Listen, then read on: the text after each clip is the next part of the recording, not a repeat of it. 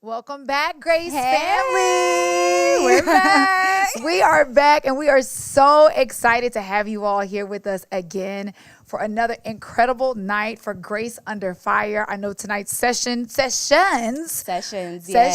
are going to be incredible. I am Lady Jade. And I am Lady Tiara, and I am so excited for you all to join us, whether you are joining us in your car. Be careful, though. But if you're listening from your car, if you're on your couch, if you're still at work, we are so thrilled to have you for day 2. Absolutely. Yes. So let me know, where y'all at? Now, y'all started early in this chat. We can see, but where are we chiming in at? I see Jacksonville. Let's see, where else? I saw Atlanta, Texas, Newburgh, New York. Yes. Bronx was in the house last night. I thought it was really incredible. Australia. South Africa. Yes. Jamaica. Oh, my gosh. Y'all are chiming in from everywhere, and we love it. Global impact. We're so excited. Okay, so real quick, we're going to keep shouting out people in the chat, so please continue to put where you're from, where you're chiming in at in the chat. But I want to address something really fast, if that's okay. Yes.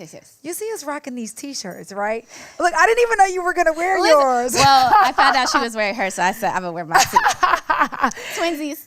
So, and we love being twinsies, and we want you to be twinsies with us. So, Tiara, you got to tell them how they can get these Grace Under Fire shirts. So, if you registered, yes, the registration was free, but there was another link that said Deluxe Box Experience. So, click on that and then register. I know you're going to talk about all of the goodies and things that we'll have a little later, but one of those goodies is the shirt. So, turn around. You got to turn around. So you'll see that our shirt says Distinctively Her Volunteer. So once you registered and you saw our event details, you would see that on the last day, tomorrow, we are encouraging you to take what you have. You're feeling empowered, you're feeling good, you're feeling light, and now we want to give back to our community because it's not just about, impacting our lives. It's about sharing and impacting others. So that is what that shirt is for. We are so lucky to have it, and then so lucky for everybody who has purchased thus far. We are, packing boxes and so excited. And we love that. And don't forget, 100% of the proceeds directly support the Distinctively Debutants College Scholarship Fund. So it helps us invest in the future of young ladies through education. I saw Markiki said, "Hi ladies, love the shirts." Kicking it with Keita said, "Yes, I'm rocking mine today." Hey twin.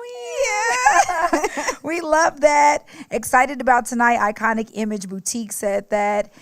Judy says, "Awesome." And we do see you guys, Omaha, Nebraska, North Carolina, Orange County, California is in the building, Ann Arbor, Kansas, Chicago, Detroit, Maryland, Sherman, Texas. We are so glad and so blessed to have you all here with us tonight. Yes, and so you told us where you're from, but now we want to see how you feel. Yeah. So how are you feeling after last night? What's going on in your head? So go ahead and blow up the chat. How we feeling about the Pastor Brady? Yes. When I tell you, she absolutely shut it down.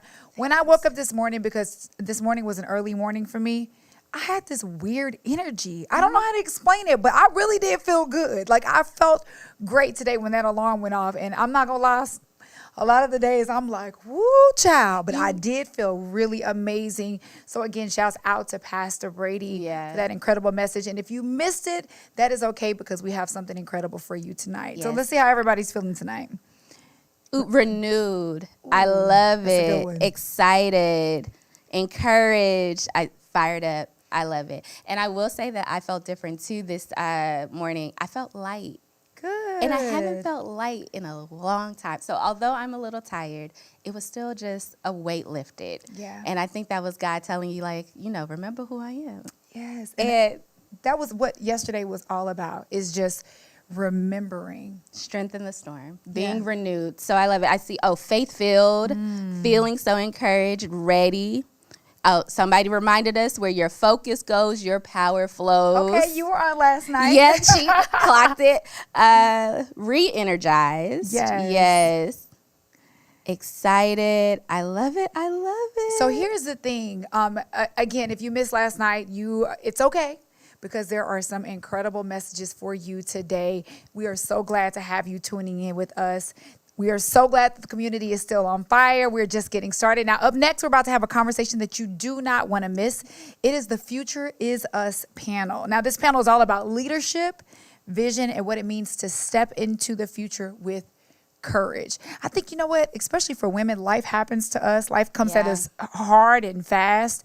And somewhere along the way, if we really admit it, we lose our courage. That part. You know, because the world does not always give us permission to have courage and to walk boldly, right? So tonight is all about that. We brought together, I'm talking powerhouse women who are shaping the culture. They're shaping faith, business, and community in extraordinary ways. Yeah, and the best part is that these women are literally giving us behind the scenes look on how they lead, how they overcome challenges, and how they stay grounded, rooted while making impact. Wow. So we are so excited to have them. We definitely are excited to have them. So let's talk about the moderator. Yes. Tashara Parker. She is an Emmy Award-winning journalist, passionate about advocating for authenticity and representation, and one of the boldest voices in media today. Yes, and joining her is an incredible panel of three phenomenal women. We have my girl, St. Marshall, who is the CEO of the Dallas Mavericks and a trailblazer in leadership, diversity, and inclusion. We also have Miss Bianca Juarez Althoff, y'all. Dynamic pastor, okay? If y'all have ever heard her speak, you know that she shuts it down every single time. And she is an author who brings fresh, relatable teaching to a new generation. And then we can't leave out my girl, Nona Jones. Yes. Oh my gosh, we love Nona, a global thought leader, a tech executive, and a preacher who is transforming how we think about faith and digital influence. So we are super excited about that. Yes, and I'm going to tell you now, this is going to probably be a panel that we all going to want to take notes. So take the notes, text your friends. There's still time to register. It's still time to view the and rewatch and all of those things. So please, please, please go ahead and reach out to everybody. Let them know that we are about to go live, because it is a panel that you're not going to want to miss. Absolutely. Okay, so one more time, because you know we like connecting. We want to make sure that even though you're at home or in your car or wherever you are, that you know that you're connected with us. So one more time in the chat, tell us who you're most excited about seeing tonight. We know that you guys are feeling empowered. You all are feeling excited. Look, Veronica Smith was already like, she's the bomb. I don't know who she is, but she is, because all of the she's are the bomb, okay? Yeah, I love Nona. She's amazing. Look, people giving you a shout out. Oh, I see Lady Robinson. Hey, Lady Kenya, I see you. One of our Dev alumni. We love that. We love that. Well, we are excited that you're excited. So again, grab your journals, settle in. Let's lean into this conversation, because the future isn't coming. The future isn't coming. I want to make sure I get that out good. The future is not coming. It is already here. And the future is us. Awesome. So help us welcome our moderator, Tashara Parker. We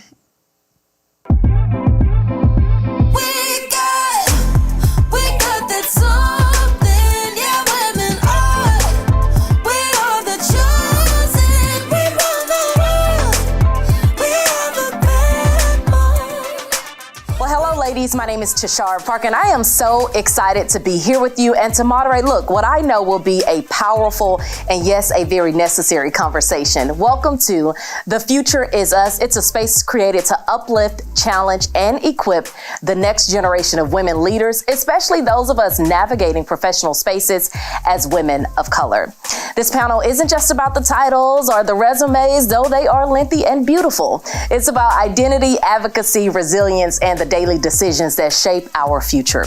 You are going to hear from some incredible women who have walked through closed doors, kicked some of them doors open, or like my grandma would say, kick them doors down, okay, and held them wide open for others. Expect some real stories, real wisdom, and real encouragement.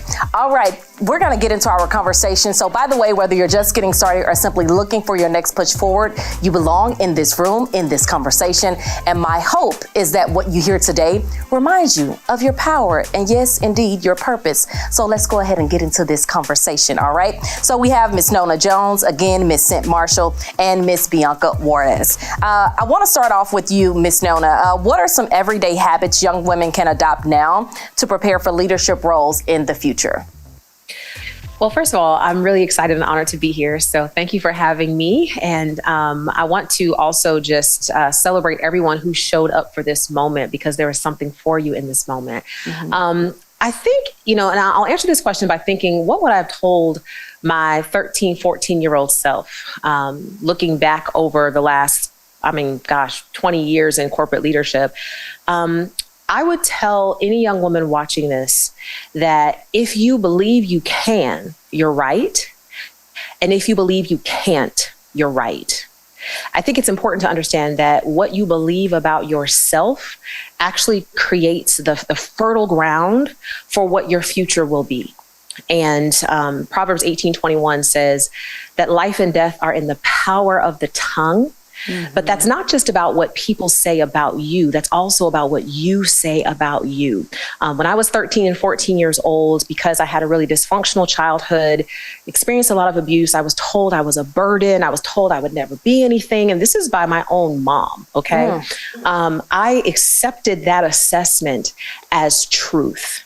And what happened is I began to live down to the words that were spoken over me. But I thank God, because a teacher, a woman who did not birth me, a woman who really had no vested interest in me besides her paycheck, technically, she saw potential in me and she began to speak life into me. And I made a decision to believe what she had to say about me. And as a result, my grades improved. I got serious about school.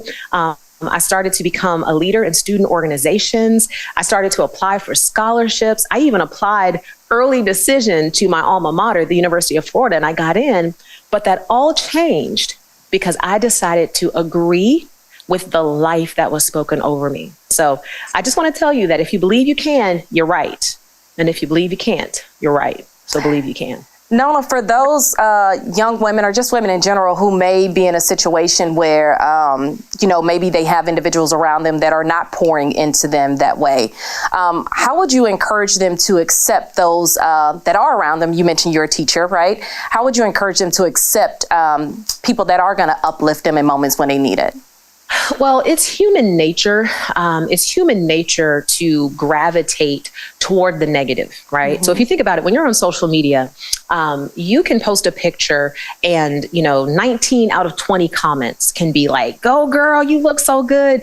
But there's that one comment that's like, "I can't believe she wore that." And suddenly the other 19 comments don't matter anymore, okay?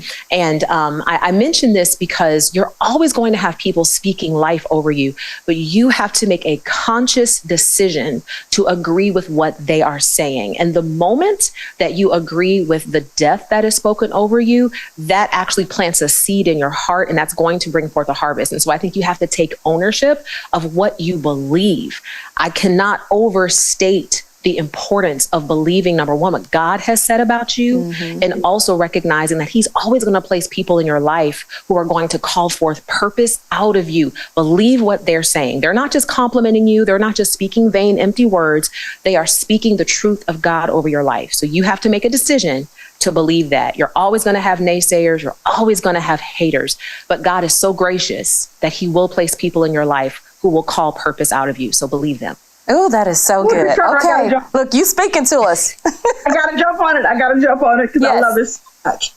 Because when you asked that question, what I thought about, and I'm going to pick up on what this sister just said. It's about when you talked about, Nona, about these teachers talking to you and what they poured into you. You have to make a decision to digest that. Yes. And so what I like to tell these young people and anybody is you are what you eat. I was taught that as a kid. It's about the breakfast of champions. What are you consuming? What are you digesting and allowing to be in your spirit? And so you can make a decision to accept all that goodness, but sometimes you have to also put it in for yourself. So I like to tell them, you got to read. You've got to develop habits of being a continuous learner. You have to believe in yourself. You have to make a habit of being with all kinds of people. All groups of people. I like to tell them at least one time a week, have a meal or do something with somebody who doesn't even look like you. Ooh. So you can start to internalize other cultures and digest differences and feed off that. But it really is about what you decide to proactively put into you or what you decide to accept that's being put into you. I had to just throw that in because this sister got me fired up. Well, I'm going to keep you fired up, all right? Because my next question is going right to you. I want you to share for us, Ms. Sent, a moment when you realized the importance of representation, especially in the roles that you've held in your career. Ooh, I love that question. So you know, I worked for AT&T for 36 years. Mm-hmm. Okay, then started my consulting company and then the Mavs for the past 7, then retired. And then I remember when I went to North Carolina when I left San Francisco, and I went there, president of AT&T, North Carolina. And I walked into the room and I was praying. I mean, as I walked in, and they still tease me about it. I walked in and just said, Lord, I can do all things through Christ that strengthens me. No weapon that is for me. I just walked in, literally quoting the scriptures. I'm in a new place. I don't know anybody there, new organization, all these people, I don't know them. And I walked in, and then I just turned around and just said, okay, Lord, you let me know if this is, I mean, I knew it was him, but I wanted a confirmation. And so there were 2 Black women in the organization out of all these people. And they came to me afterward, and they were just in awe the whole time. And one of them later said they were trying to figure out, because, you know, of course, I'm the, first Black person in the job and all that. They were trying to figure out if they had Angela Davis or Condoleezza Rice. And I just laughed. They realized after I spoke, they figured, okay, we got both, right? It depends on the day. That's exactly right. You get to decide who you get. So, but they came up to me and they were in tears. Like, these 2 sisters were in tears. Mm-hmm. And they said they just never thought in their career that they would work for a Black woman. Wow. And that's when I get, and I'm used to being the first and all that, but you don't know how that, I didn't realize how impactful that was. Mm-hmm. And I mean, it's impactful. It should be for a lot of people because you have to learn how to work with everybody. But for them, it just gave them hope in their careers that, wow, we can do it too. And that's when I just thought, wow. And I didn't think it was a heavy burden, but it was a moment where I said, okay, I got to get this right. Yeah. Because I don't want any doubt in anybody's mind that a Black woman can do this job. I want it to be so that the next person, the next chairman that has to pick somebody to go in a job like this will do it. Again, I got to represent for these sisters, and now they know they can do it too. And you certainly did that. When I left 6 years later, one of those women replaced me. Yeah, you certainly did that, Ms. Sent. Let me just go ahead and toss that out there. Bianca, I do want to bring you into the conversation. And the question is, why is visibility, when we think about visibility, why is that for diverse leaders so crucial in shaping the next generation? So I think I'm going to backpack a little bit off of what Sent had said. I'm an at-home chef. I have worked in the corporate sector. I have worked in both sacred and secular nonprofit. But I think what speaks to me most is food. And when we talk about representation, when we talk about different cultures, when we talk about the importance of visibility, think of it almost like a meal. If you were just to eat the same piece of, let's say, filet mignon every day, it's delicious. Mm-hmm. But when you begin to add some whipped mashed potatoes with a little bit of fresh Parmesan and truffle, and when you add some white asparagus, and when you add sauteed green beans, there is a robustness to the meal that just adds complexity and depth and makes it so delicious. Mm-hmm. But unless we start adding things to the plate, we'll just become very accustomed to eating this one thing. So I think if in an environment that I want to foster, create, or cultivate, I want to make sure that I'm bringing different strokes, different folks, different colors, different backgrounds, even different world beliefs. Why? Yeah. I want to learn from people who don't look like me, people who don't think like me, and even people who don't believe what I believe. I think there's a value in that. I never want to become so singular focused in thinking that my way is the right way, or my culture, my heritage, my lived experience is the right way. So I do believe that visibility is wildly important, both in secular and sacred spaces. For me personally, the anti-human trafficking organization that I worked for 7 years, it wasn't necessarily an organization of faith, but there was a lot of faith, people of faith who worked there. Yep. I was the only married woman. I was the only Hispanic, and I was the only mom. I'm a stepmom to 2 kids.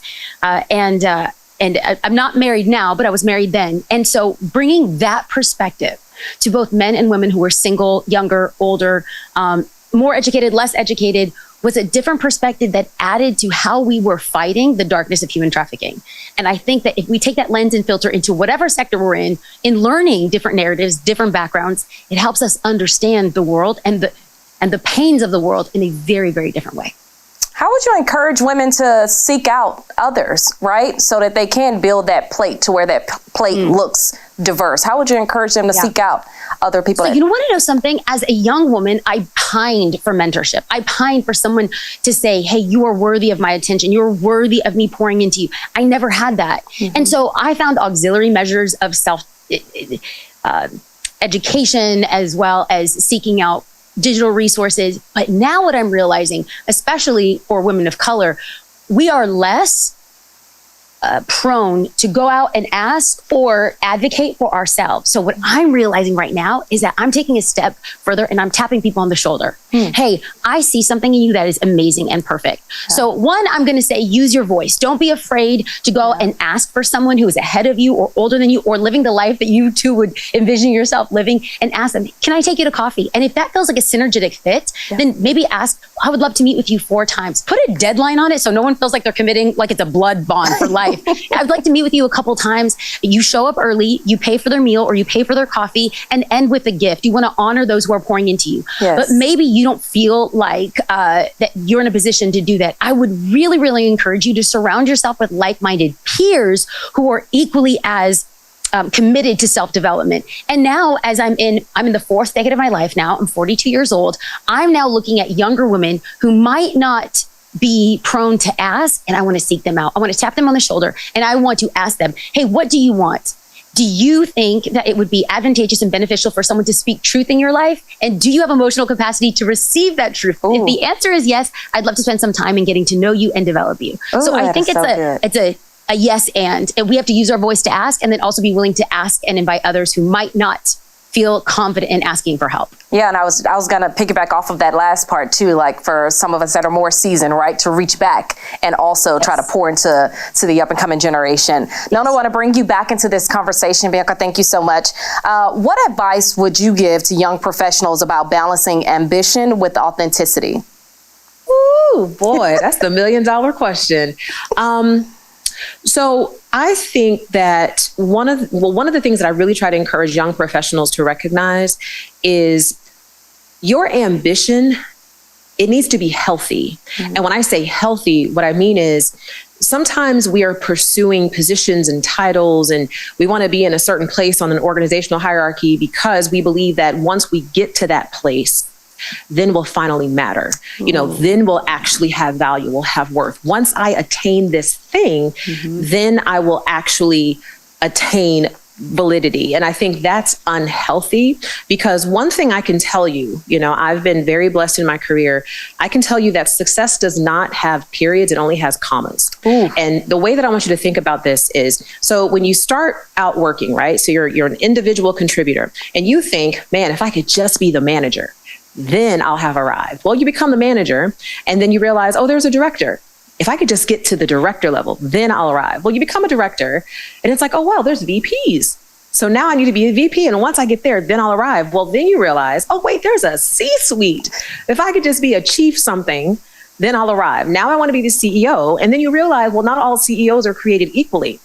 And so you literally can find yourself in a situation where you're constantly pursuing not an achievement, you're actually pursuing worth. And so the way that I would say to balance ambition with authenticity is that you need to first be really clear about who you are, not as a function of your job title, not as a function of who you work for, not as a function of your bank account balance, but who are you in Christ, okay? If you know who you are in God, the layoff will not make you feel like you no longer matter. If you know who you are in God, not getting selected will not adversely affect your understanding of who you are.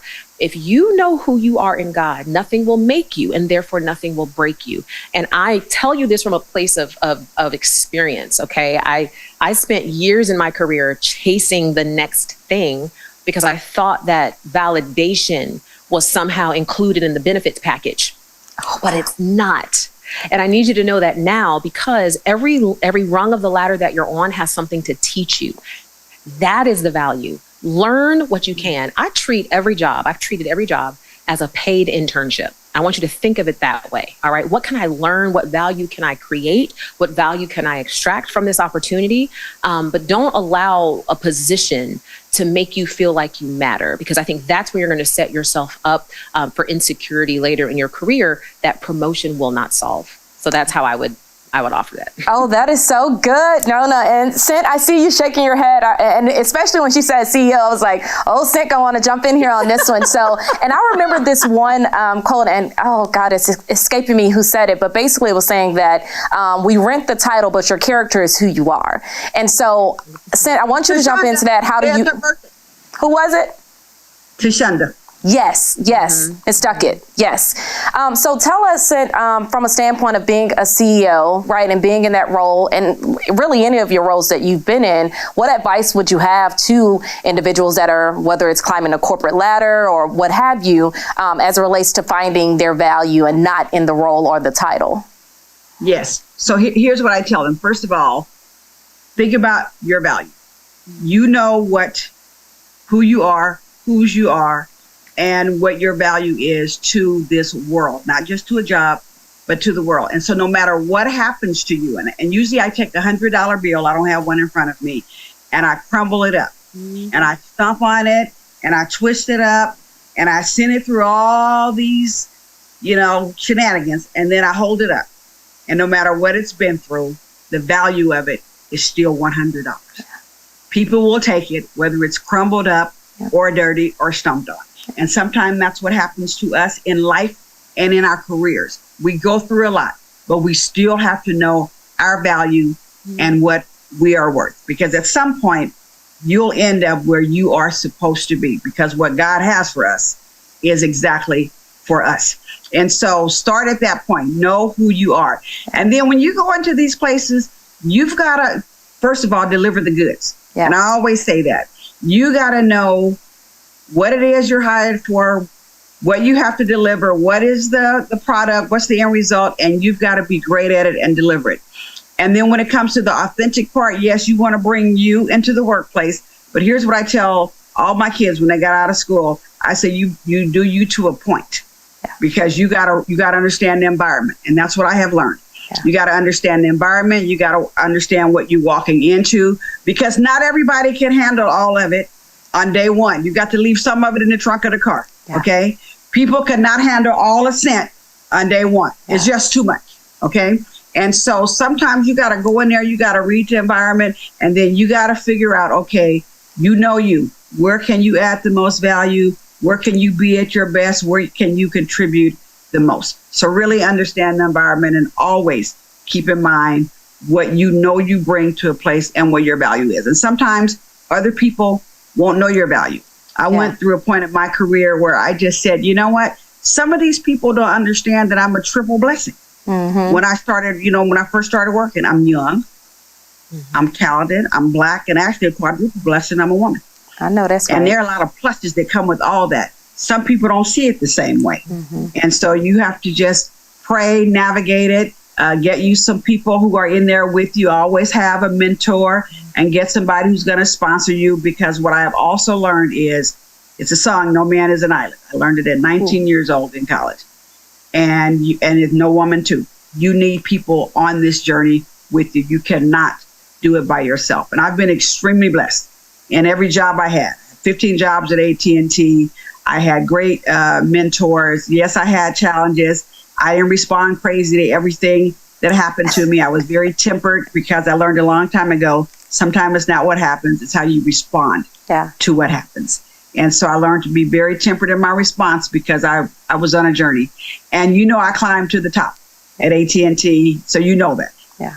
I never once prayed for a promotion or sought a promotion. In fact, in my 36-year career, I turned down 4 promotions, because I was just led to go in a different direction to learn another part of the business. So I've always tried to be very mindful, prayerful, get advice from mentors on what that bigger picture was for my career. And then it just all came together.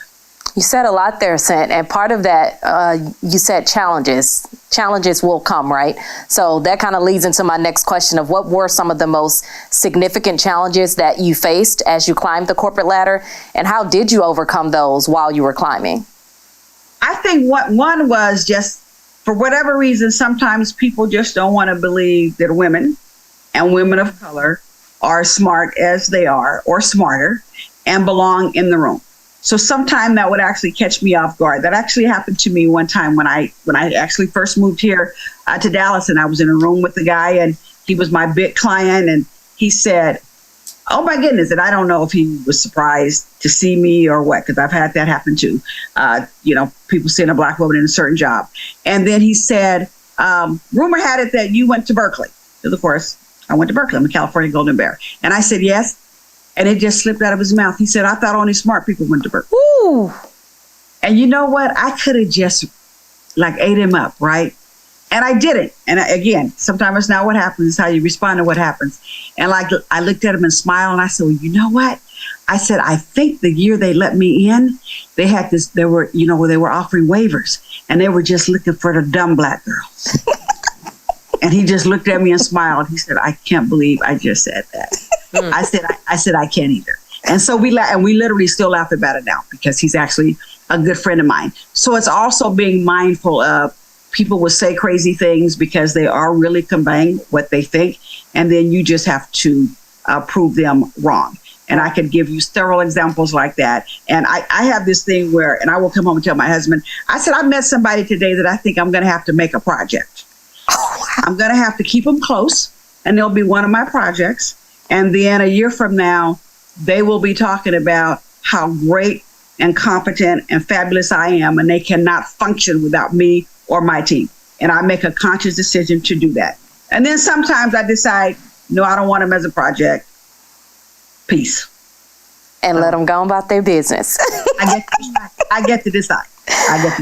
Bianca, as Scent was wrapping up, it kind of flows into my next question, talking about microaggressions and systemic bias. So I want to ask you specifically, how do you maintain resilience when confronting either systemic bias or even microaggressions in your line of work? You know, it's so funny as I was listening to Scent. So I'm passionate about resilience. I wrote a book called Grit, Don't Quit. There's just something very gritty about Scent, but there's a Harvard research, and they made it very academic. I am a daughter of a preacher, and I'm a pastor now. And so sometimes words that start with the same letter are just very advantageous. But we actually saw Scent model this. It's a pause, it's perspective, it's pivot, and it's persistence. And so she paused herself. She said, "I could flash. I could say, you are correct. They do accept smart people." She did it. She paused. She allowed her perspective to shift. She pivoted the conversation and used a disarming mode of maybe self-deprecation. I don't want to fill in your narrative, but it sounded a little bit self-deprecating, maybe a little bit tongue-in-cheek, a little bit of joking. And then she persisted, and we see the fruit of that now. And so I feel like what I'm going to say is prescriptive, not descriptive. I'm not going to say everyone should do what I did, but I've learned the hard way, and I've learned the good way, that you can never go wrong doing right. And sometimes it comes out of pain. Ooh.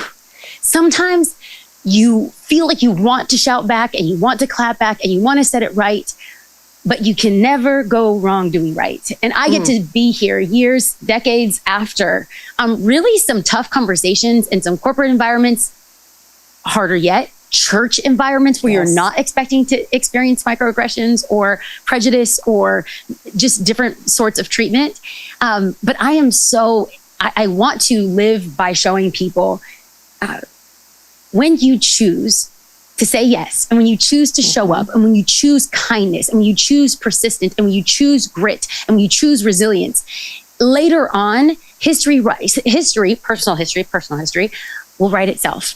And I get to be on the other side and really change perspective of people, educate people, love people into an understanding that your words have tried to hold me down, but they're just going to fuel my fire. So watch me burn and be a light for Jesus. You're going to be ugly. I'm going to be lovely.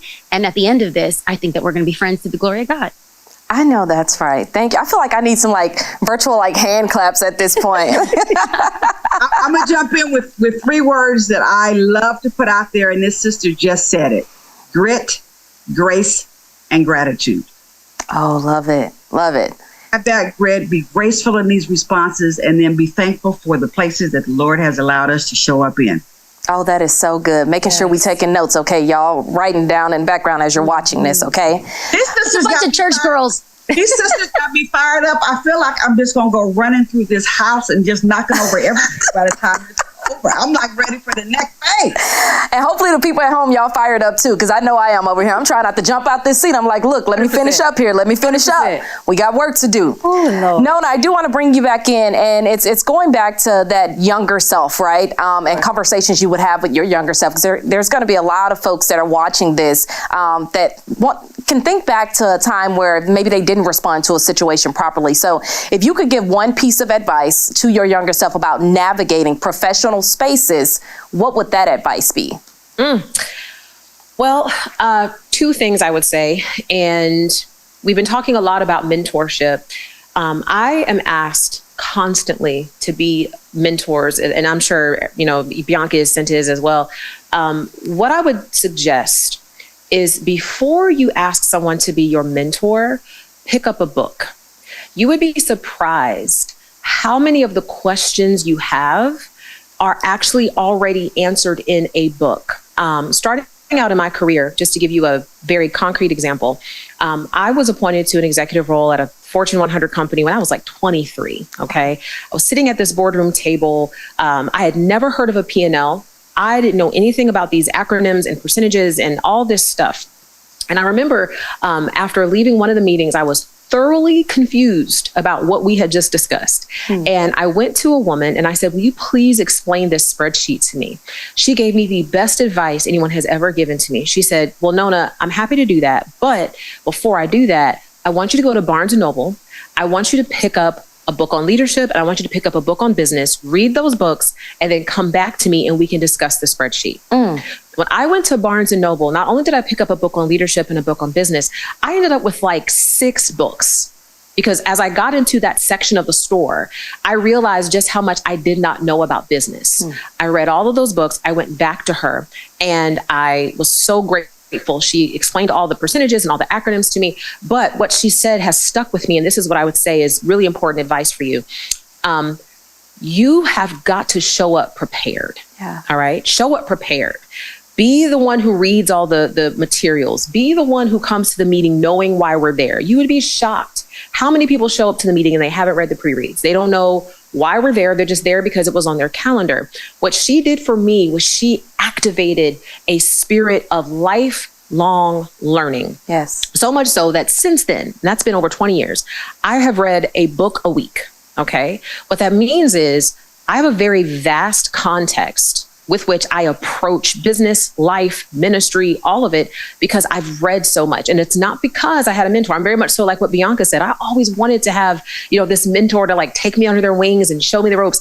And that never happened. And I got thrust into leadership at a really young age. And I was very, very naive. I didn't know what was going on, but books became my saving grace. So number one, read like your life depends on it, because it absolutely does. But number two, if you do get a mentor, show up ready to learn with questions.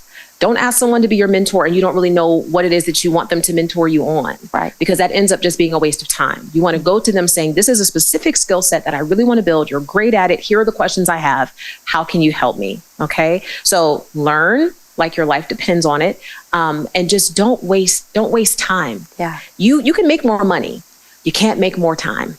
So just keep that in balance. Very good. Bianca, I do want to kind of piggyback off of what Nona just mentioned when it comes to qualities for the younger generation. But what qualities do you believe are the most critical? Obviously, lifelong learner, most critical for the next generation of leaders to develop. I'm personally looking for people who have an ear to hear and patience.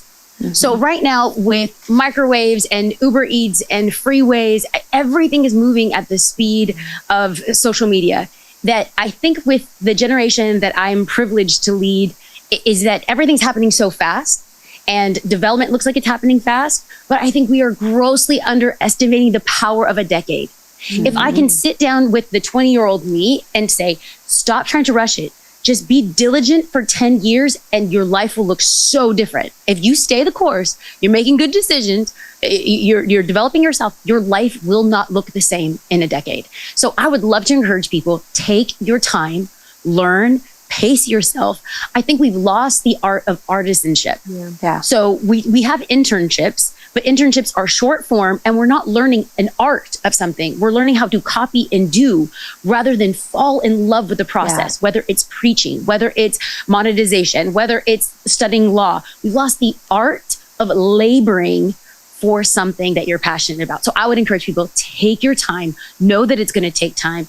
And again, let me use another food reference. I can whip up something for you really quick. Absolutely. But to have a killer bolognese, I'm going to make it and then I'm going to let it simmer for 7 hours. And what I've discovered as a self-proclaimed chef, I like to keep it in the refrigerator overnight. And then what I serve the next day, my God, I mean, the complexity and depth of flavors. Yeah. You can't rush that. So I want to encourage the next generation. Take your time, learn, pace yourself. Make good choices. Take the long road, take the high road, take the long road, and it will develop something beautiful that you can't manufacture quick. You can't copy. You can't post it on social media and get adulation in nanoseconds. No, take your time. And the second thing is ears to hear. Do you have a spirit that's willing to listen? Yeah. So right now, because of, and I love social media, but because social media has kind of given everyone the opportunity to voice their opinion, I think it might behoove us to listen a little bit more and to learn before we speak. And I don't say that for those that are in their 20s, those in your 30s. I say this as someone in my 40s. I hope to be this when I'm in my 50s, 60s, and 70s, to have a spirit that's constantly learning. Like Nona said, that spirit to learn will serve you in the for the long haul. How do you, okay, so I want to go back just a little bit, right? So with social media, and you just mentioned this, right? A lot of people are listening and watching and posting or what have you on social media. But how do you encourage them that even as they're listening to block out the noise? How do you do that? Okay, so I don't want to put things in 3 steps, 5 ways, 7 tips, but let's just make this as succinct as possible. I think that we should do an audit, a friend audit. So a physical friend audit and a social friend audit. Who is in the feed that should not be there? Because as close as I am to my friends, I'm probably listening to stuff that I'm ingesting on social media just because it's so easy and it's right there. So I want to be very careful. Who is speaking? Because that's going to get into my soul. And if I eat it, I'm going to say it. So I'm going to be very careful. So do like a social media audit. Who am I listening to? Who am I following that I shouldn't? The second thing I want to be very careful of is I want to affirm those that are putting out quality content. Yes. I just don't want to be a consumer. I want to be an affirmer. If somebody is saying something good, writing something good, preaching something good, I want to show up for them and encourage that in my algorithm. Why? Because social media knows what I like and they're just going to give me more of that. And then lastly, I want to be not just a consumer, but a contributor. Yes. So we talk about how do you guard the things that you're listening to? I also want to put out content that's going to be advantageous.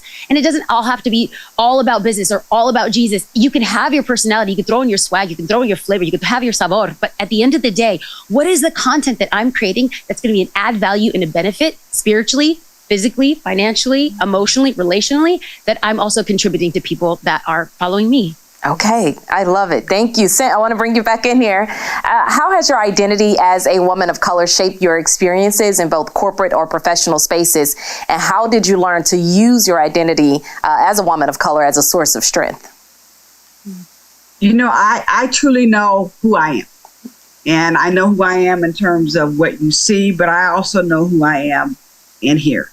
Mm-hmm. And what I've tried to do, and I tried to do this even with the diverse teams that I build, is take that uniqueness that I bring and figure out exactly how I want to use it, where I want it to show up so it can really have an impact and make value. I think, and I'll use some jobs like when I was in some of my customer facing roles, but even at the Mavs in a fan role, I bring a unique perspective, and we all do. I bring a perspective as a woman. I bring a perspective as a Black woman. I bring a perspective as a mother. I bring a perspective as a child of the King. I bring a perspective as somebody who grew up very poor. I mean, I could go on and on. There are just a lot of things in my life that are unique, and we're all that way, that make me me. I try to figure out how to use that to connect with people. And so I am big. Nona talked about that. preparing. If I'm going to meet with somebody or I'm going to meet with a big sponsor and I'm trying to win somebody over, I read up on them, I prepare. I just cannot stress enough how important it is to prepare. And so I will read until I can find a connection, because in my unique space, I know that I'm going to connect somewhere with somebody in that room, or especially the person that I'm trying to get the business from. And then I make sure that I'm prepared enough to where I put a question out there that's going to bring out that connection. And then what I'm also going to do is let them know that, they could be missing something, that there's a whole fan base, there's a whole demographic that they have missed because they didn't have me in the room. And then I'm going to identify that and help them figure out what they need to do. Like they need to show up at some of these places, because showing up is key. I always say, show up. You must be present to win. And that's at every single level. So I'm going to tell that chairman or that person underneath that chairman where you need to show up, the demographics that you need to reach out to, where you can meet them, where they show up during the summertime so that you can win that business. They won't know that if I don't tell them. That's how I use my unique role. And then the final thing that I do, and Tashara, you know this very well, is I use my platform to make sure that we are in places that we normally don't get to show up in. And I invite people at my table who look like me. I am not one of those people. I had a chairman tell me one time, he said, Sen, I'm glad you're not one of these people, because somebody had told him that another Black person had told him they didn't, they would never refer a Black person into some of the positions because they didn't want to be seen as only offering up, Black people. And he said, oh, well, I'm glad Sent didn't learn that, because I will bring the qualified women, the qualified Black people to the C-suite, to whatever table is lacking. And again, if it was a table of all Black people, I said, okay, wait a minute, all Black women over here, let's get some men in here, let's get some white people, some brown people in here, just to diversify it. And for some reason, I can get away with that. They have to be qualified, but it's what was talked about earlier about this whole meal that you prepare. You got to have it all at the table. And as a woman of color, and with my background, for some reason, I have the eye. I mean, I have the spirit of discernment too that I've had since a teenager, so that helps. But I have an eye where I can see very quickly what could be missing based on what we're trying to accomplish in the business. And I use my unique role to help kind of fill in those gaps and bring in the people that can help get it done. So I'm one of those bold kind of sisters. I'm not shy. I love that. And saying, yes, you walk it like you're talking. And using Bianca's reference again, I feel like you make sure we have a well-balanced meal at the table, okay? Let's talk about the table really quick. So I just feel like I've been speaking about this for the last 10 years in walking into rooms where people didn't look like me, think like me, act like me, and feeling very, and there was moments where there was literally space at the table that I was not allowed to sit in. I can go back to their very marked moments of my leadership journey. And so I got to the point where I'm like, it is okay if you don't want me at your table. I'm going to make my own table. And what happens is that we get to, if you get a seat at the table, wonderful. How can you create more seats at the table? If you do not get a seat at the table, what would it look like for you to be bold and brazen and daring and step into the God call on your life and create a table where you get to invite those who didn't have a seat at someone else's table to dine with you, to sit with you, to learn from you, so that you can pour into them and that they can pour into you as well. Oh, and absolutely. I think it's important, Go ahead. really, really quickly on that point. It's so important that if you don't get invited to a table, all right, if you don't get invited to a table, you can respond to that in one of two ways. You can either walk away angry and bitter, and you can maybe build a table and you can become the kind of person that excludes people, or you can allow that experience to make you sensitive to what it's like to not be invited to the table. And I would encourage you to choose option B.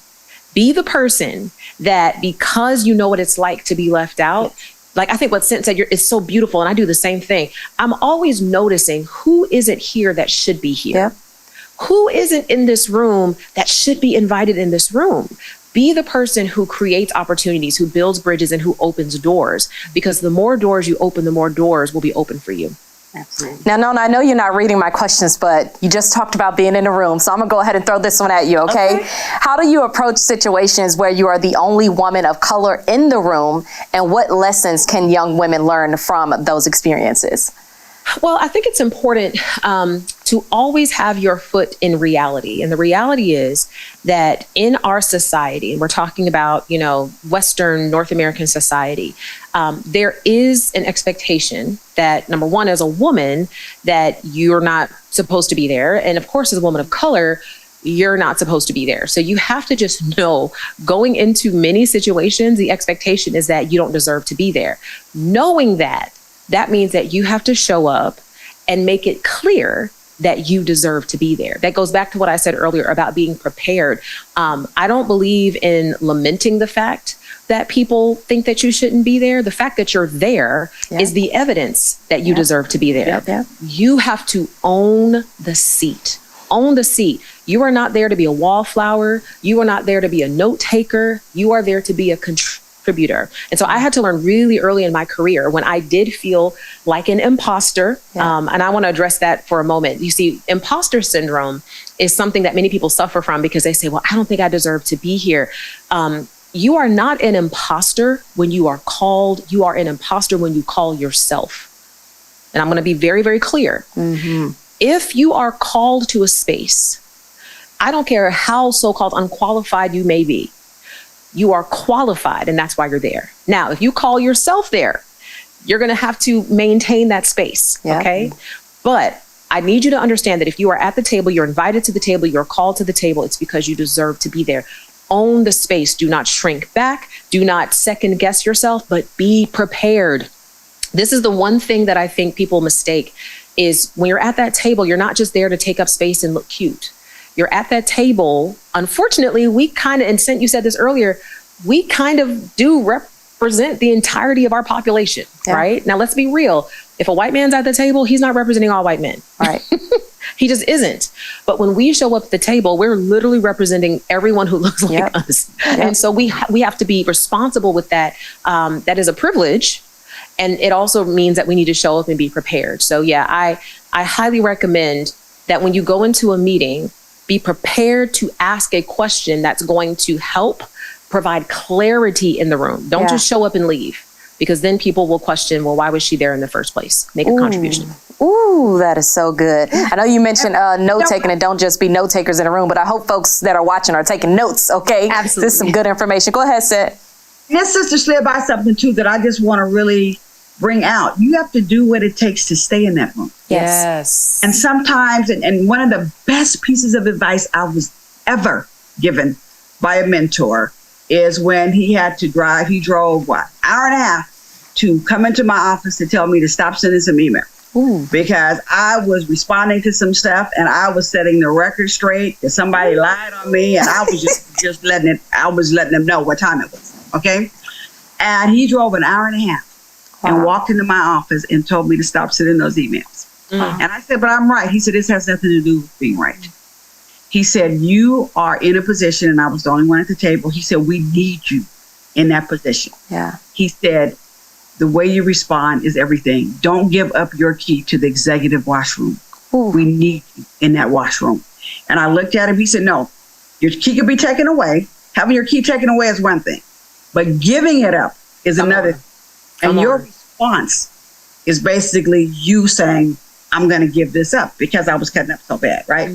And so it stuck with me all these years that I need to do what it takes to stay in that room and make a difference. And yes, I'm going to respond to some things, but I'm going to respond the right way. I'm going to be decent and in order so that I won't just hand these people back something that I've earned in a place where I need to be to make room for other people. And so you got to do what it takes to stay there, including delivering the goods, being prepared. And can we real quick just talk about this whole email situation, just like real quick.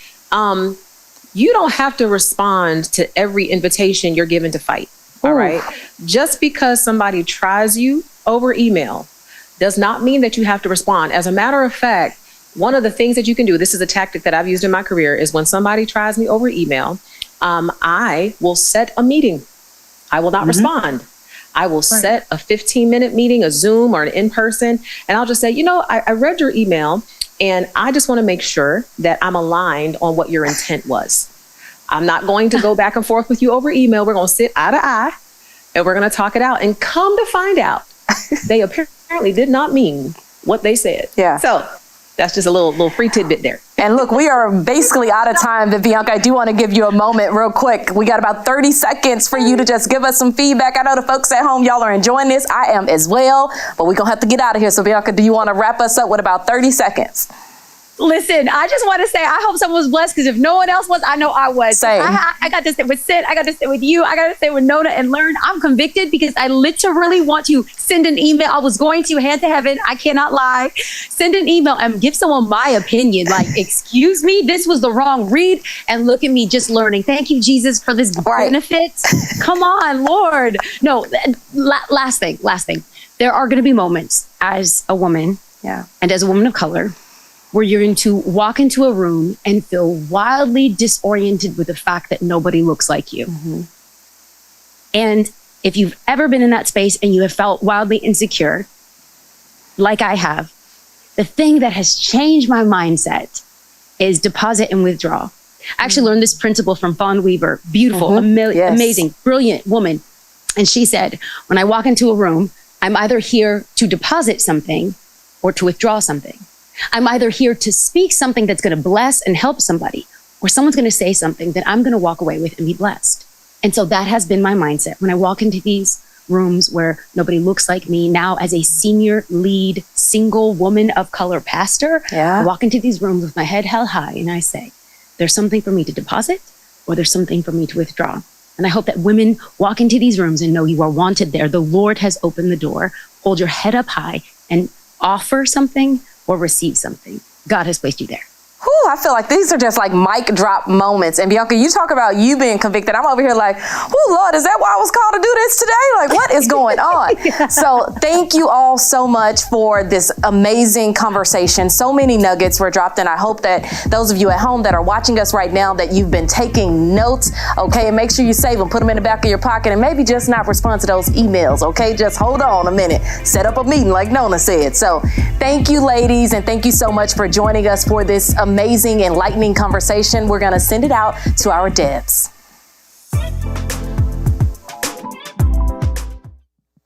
Thank you so much, Lady Tashara. What an amazing panel. I would have to say that nuggets and gems were definitely dropped. Yes. I am Lady Madison Kennedy, an alumni debutante. And let me just say that this program has been absolutely nothing short of life-changing and amazing. It's not just about what we got to wear or how we walked across the stage on Cotillion Night. It's about who we became along the way. We were looking good. We were. Through the Distinctively Debutante program, I have gotten to find a sisterhood, confidence, and a deeper understanding of both who and whose I am. Yes, absolutely. However, I'm not the only one. Yes, I am another Lady Madison, but with an O. So I'm Lady Madison Rogers, and I am also an alumni debutante. And I can definitely echo everything she just said. This program has definitely taught me how to carry myself with grace in every environment I go into, as well as taught me how to lead with purpose and love and compassion. I've definitely learned to speak up and step out and serve well, especially with like my love of volunteering. I really found that out during this program, and all my time just with the Debs and everything, and the mentors are so amazing. That just really helped me, and I just found that more than anything that there's so much strength in being seen and supported by others. So I thought it might be fun to ask Lady Nia, another alumni debutante. Yes, Lady Madison. Could you share one moment from your debutante journey that still sticks with you today? Yes. I'm Lady Nia, and one moment I'll never forget is when we did our hand printing ceremony. It was an amazing experience to experience with my Deb sisters, where we got to reflect on all of our sessions and the mentor impact that they gave us. Even though I completed the program over a year ago, I still carry those lessons into every space I enter. From college classrooms and leadership meetings, I now have the joy of guiding the next generation of debutantes. That's what legacy looks like to me. Well, Lady Nia, as you said, you did complete the program over a year ago. So standing here today in 2025, looking back, what is one thing that surprised you the most after getting to complete the program? What surprised me the most, honestly, were the doors that opened. Not just because I finished the program, but because Distinctively Debutantes poured into my future. I got to go to a space launch. I was awarded a scholarship that helped me attend Midwestern State University, and I'm not alone. Over the last 4 years, this program has been able to award over $1 million in scholarships to debutantes like us that have gone to pursue higher education. That kind of support isn't just helpful, it's life-shifting. Yes, most definitely. I know I'm super looking forward to pursuing a higher education after I complete my senior year. So I think it's just a really great opportunity for all of us, and I'm just so grateful for the program. So I thought it might be fun for us all to go around and share one word that kind of captures everything the program has meant to us, the different mentors, the leaders and volunteers and support staff. I know that you did support staff this past year, and that was awesome. Lady Nia is a queen. And so I know that for me, a word that captures it all is definitely confidence. I've definitely learned that through my time in the program, and because when I got here, I was like very shy, and that still remains a little bit, but definitely being worked out and could not have been done without this program. So what about you guys? Any other words? I think for me, I would have to say unity, just through the sisterhood that you find in the program, the friends that you maybe didn't expect to make along the way, the unity, the whole cotillion weekend. It was Yes, it's just a great that whole weekend. last 48 hours was just like, this is really our moment and our time to shine, both as individuals and together as one. For me, it's definitely been direction. Being able to, like they said, be a part of the support staff, that was a new experience for me. So that was definitely something I would have to say was the best thing about the program. Now, here's something that we all want you to know. This program doesn't end at cotillion. For those of us who continue on to college, Distinctively Debutante awards scholarships that help us chase our dreams without as much financial pressure, because we know college is expensive. Some of us wouldn't be in college right now if it weren't for those awards, and those scholarships, they happen because of you. If anything that you have heard today has inspired you, whether from us or anybody on the amazing panels and any of our guest speakers so far, we are asking that you partner with us. Whether it's $25, $100, more, or even less, every single dollar goes towards empowering the next class of college-bound debutantes like myself and Lady Madison here. Yes. It's truly, truly amazing to be part of this. I mean, to be able to know that we're going somewhere in the future and that we are being constantly supported is so comforting and so amazing. And I think that it's really important for everyone to understand that how little you can give, how much you can give, as long as you just giving something means the world to each of us. And I think that it goes beyond words to say that it's so impactful and meaningful, and everything goes towards our futures. And one day we will be the people who are hopefully in charge and leading and growing to these different programs that help others. And so we hope to continue the cycle. So you can definitely scan a QR code on the screen or click the donation link in the chat, because your gift doesn't just support a program. It helps fund someone's education like ours, or someone's calling, or someone's next chapter. And everyone can go so far that anything that you can give can help, and it counts. So you can help launch not just amazing people, but leaders and true contributors to society. Really quickly, before we head into the next session, please join us in wishing our founder, our visionary, and the true epitome of grace. We would not be here today without her, Mrs. Serita James. Woo! We are sending you a very, very special happy birthday. Happy birthday. Yes, although her birthday is not until Tuesday, there is absolutely no way that we could come together like this. It's part of your brainchild and everything that you have done for the generations behind you. We could not go without wishing her a happy birthday. So flood the chat with all the flowers, all the happy birthdays, emojis, confetti, because thank you. This is because of you. Yes, absolutely, all because of you. And as we're getting ready to transition, I also want to just echo that. Happy birthday, or soon to be birthday. Everything that you have done in this entire program has truly meant the world to me, and I know it's meant so much to all of us, and even more of our sister Debs that are not here today. So I just hope that you know that your program means so much, and I know it definitely helped me get used to life here after I moved here. And so I think that the most amazing thing has been the community, the people, and like I said earlier, the confidence that we get when we join the program. So each experience with every mentor and everything, are there any things that stand out to you guys about like our mentors, or like something your mentor did? Just the heart of the program. I would say the way they try to touch every debutante, which they absolutely do. Every experience is just perfect. It's beyond words if I can explain it. Even like a mentor who isn't necessarily your mentor, wasn't over your group, we all still cheer each other on, root each other on. At Cotillion, everybody's yelling and clapping for everybody because it was an experience that we all got to go through together. The mentors pouring into us, I know, over all of the sessions and in between the sessions when they reach out.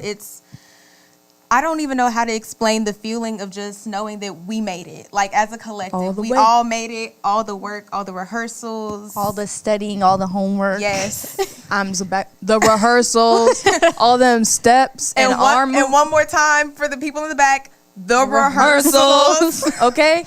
We were working for one of the greatest nights of our lives. I know for sure. I know, like, one of my favorite things about the mentors was just like how much they were there for us, like you were saying. I remember there was one session and both of my mentors drove all the way out. That's like 40 minutes from the church, and came right after service to come see me like performing something at my school. And they surprised me, and I had no idea they were coming. And they met me like outside, and I took a picture with them and everything. And I remember I was just like, oh my God, wait. This is a community, this is a family, this is a sisterhood, and there are truly people who are there to support us and make sure that we feel welcome and safe and loved. And I think that was just amazing. I mean, shout out to all the mentors, and I hope that, and I'm so excited for the new mentors that are going to come in and the old ones that are returning. It's just such an amazing experience. And do you guys, like, what was your, I know I kind of already asked this question, but in another light, like, what is something, like, what's an aspect or what is the thought of being a mentor of, like, that type of mindset? Like, what do you admire about that, or what do you hope that you can contribute in that stance to others? I would say for me, it was definitely when I got to college, because I'm going into my second year. They were very supportive still, and, like, still checking up on me, still following up with me. So that would be mine. I don't know. I think now that I'm about to be a senior, well, I am a senior. You just started this week. Last year, best year. Class of 2026. Thank you. Best class. Best class. And it's no competition. Just the support that I still have even now with Cotillion being over and it being almost 2 full months later, and still just a family, still connected. I still talk to my Deb sisters, even the virtual Deb sisters who I had that I got to meet Cotillion weekend. We still converse and chat and just check in. Hey, how are you? And that is like more important and more special than anything I could have ever imagined. Yes. Oh my God, I love that. Well, as we come to a close and transition into our next session, I just thank you so much for the Debutante program, and I hope that you see how much this program needs each of you to contribute to, and just so that way more people like us, more little girls like us can go through the program and grow in so many ways that they could have never imagined. So I think that we should all, first of all, let's just cheer for ourselves. A little clap. Because you know what? Hopefully y'all are clapping at home, hopefully. I hope so. We deserve Clap applause. in the chat, in the comments. Yes, please. And so I'd like you to join us in welcoming the visionary behind it all, the reason we are all here today, Mrs. Serita A. Jakes. Pause for applause. Okay, and now, welcome her along with the incomparable Miss Michelle Williams.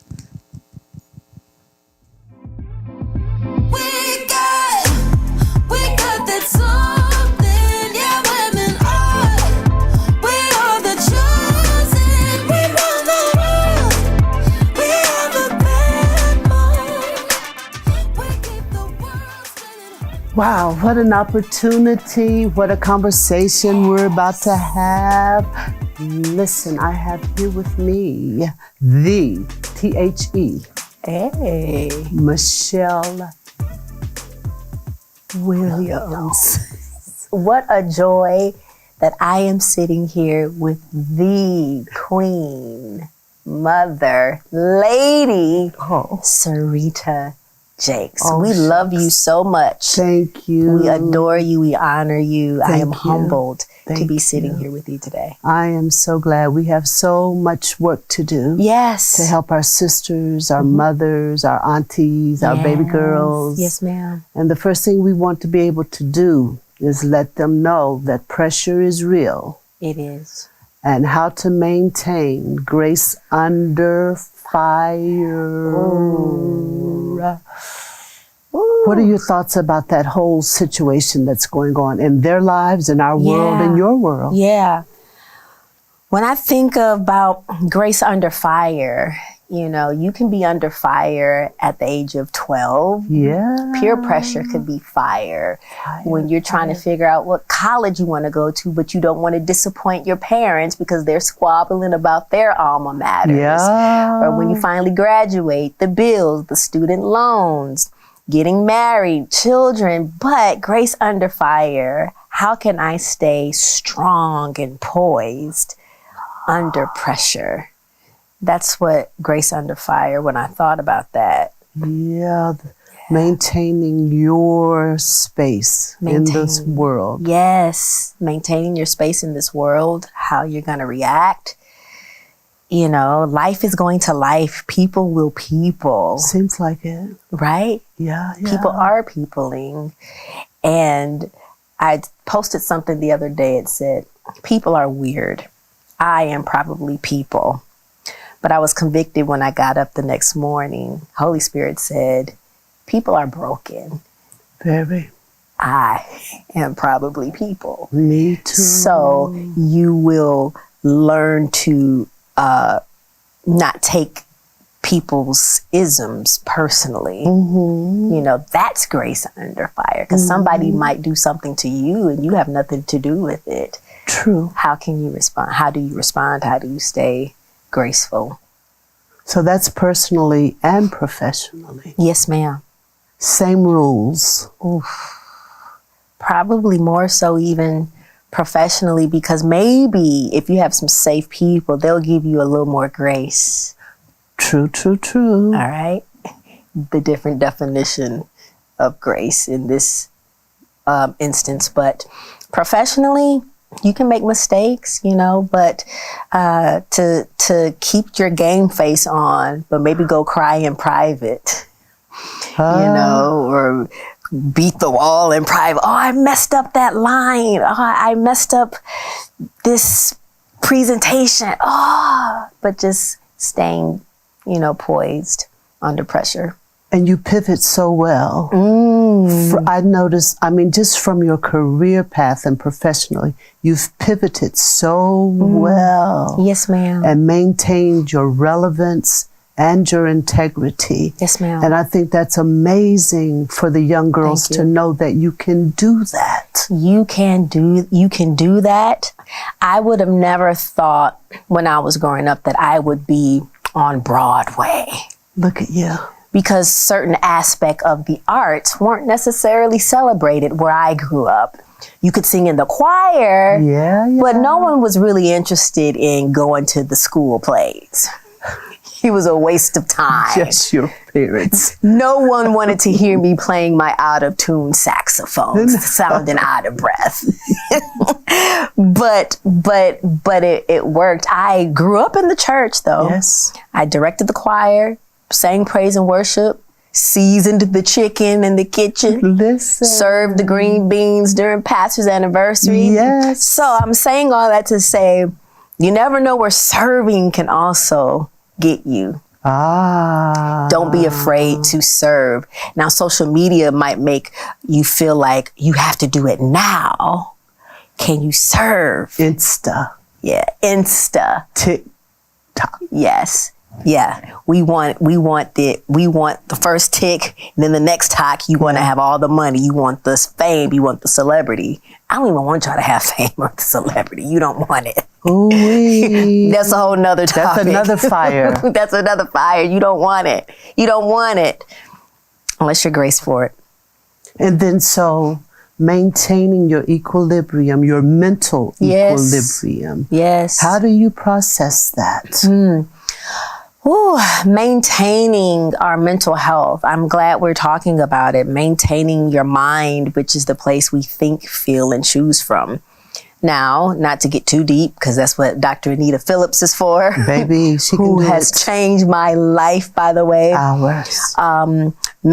Everybody has mental health, but everybody does not have mental illness. True. So just like we have cardio health and reproductive health, our nervous system, we also have the health of our mental, our brain health. So I just want to encourage people to just know that. So when you hear mental health, you don't tense up because you think it's not mental illness. Okay. But how to maintain that, you'll learn one day through boundaries, prayer, counseling, unpacking traumas, or even transitions. Maybe your parents are in the military and you've had to move to or fro, transition. A parent passed away unexpectedly. That's a transition. You unexpectedly had to move a school, a transition, a job, COVID. We were all in a transition. You talk about a transition. Although it worked for me because I love my quiet time. It was a joy when I tell you. It was a joy. Renewed strength came, actually. I just want to encourage people about when you hear the topic. So for me, therapy, the Word of God, boundaries, and they don't have to be loud. No. We've been hearing that word lately, boundaries, and it can sound so scary, but boundaries don't have to be loud. They're really for you. For you. Yeah. And you have to reestablish them. Yes, ma'am. Because what was okay yesterday, you might find yourself in a space where you feel like, I don't think I want to do that today. I don't want to do that today. No. It does not work for me anymore. No. It hurt me yesterday. So that now that I have wisdom, I'm not going to do that. Boundaries for me. How about Okay. it? How about it? Yeah. Yeah, I can tell my parents, my aunt raised me, would tell me I could drive from this point with my bicycle to this point. Anything else beyond that was out of bounds. And so I think that sometimes our young people, even us older ladies, have to reestablish boundaries. Yes, ma'am. Because what we were capable of doing, just because we're able to do it, doesn't mean we're supposed to do right. it. So, and then you said that about famous. I thought, the scrutiny that comes. How do you maintain your mental health so it doesn't turn into a mental illness up under public scrutiny? We all want to be acknowledged for the work that we do. You probably want to be affirmed and accepted for it. Yeah, of course. But the minute somebody at the church doesn't give you that, you get sad, or you feel like you're not supposed to be doing what you're doing, or the minute you read a comment. Yes. Oh my goodness. Okay. Oh This is a true story. There are times, I remember some years ago, I used to be the clap back queen. No way. Yeah. Until I started, there were headlines of Michelle Williams claps back at Troll. Y'all, this is a real story. Wow. True story. I said, what would Lady Serita do? You don't see her in the comments. You don't see Oprah in the comments, and you don't see Michelle Obama in the comments. I really am like, but as far as a woman of faith, we can't be like doing that. No. Because you are, first of all, you letting people know you saw it. True. I just gave you strategy there. That's free. Wait a minute, write that down. That's free. Let me tell you. You let people know you saw it when you respond. So respond to the encouragement. Don't even let that go to your head, because the same people that will encourage you today, they'll be talking about you Crucify tomorrow. Hosanna. Okay. Yes. And so that is a true story. I want you to know that, I'm like, you don't see Mother Jakes in the comments, do you? No. No. You don't. So grace under fire. We can learn how to be graceful under fire by just whom is sitting with us right now.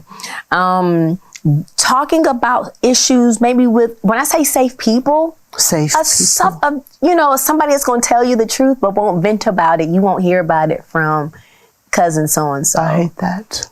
So instead of maybe telling it all on social media or to unsafe people, just pray about who you should talk to. God will show you.